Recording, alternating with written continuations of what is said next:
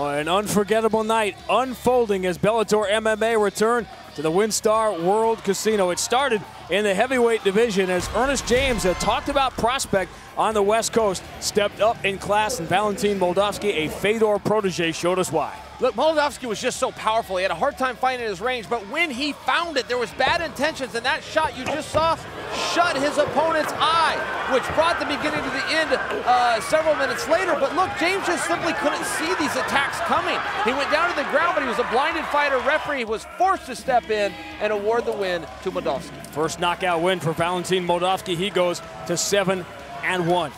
Fascinating style clash here between the wrestler Chris Honeycutt and the judoka and former BJJ world champion Leo Leite. I was not let down at all here. Look, Honeycutt told us all he was going to come out and use his kickboxing. A lot of us thought that that was just gamesmanship, but it's exactly what he did. The All-American wrestler never even attempted a takedown all night. Leite was a game opponent, but he was a step behind. I think that came with the age. They say you slow down a little bit as you get older. It did look like the more youthful Honeycutt just had a bigger output and earned the decision. All three judges go 30-25 for Chris Honeycutt, a big win for him, putting him back on the map at 185. All weekend, we were excited about Michael McDonald and Eduardo Dantas. It was a firefight, but boy, it didn't end the way we thought. Oh my goodness, look, this one was 30 seconds, a minute. I'd have to go back and look. McDonald set him up with a kick, knocked him down, but it was this swarm. And later, we got the rest of the story that when Dantas fell backwards, he actually rolled. Very damaging. I can't guess. You can see it right there on the replay. I can't guess whether he hyperextended or possibly broke something, but the bottom line is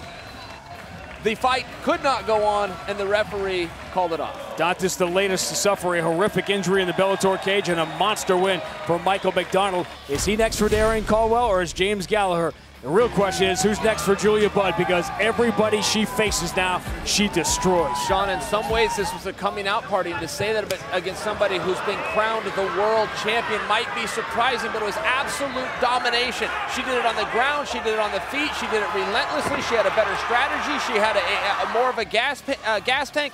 Right here, Julia Budd delivers a big knee.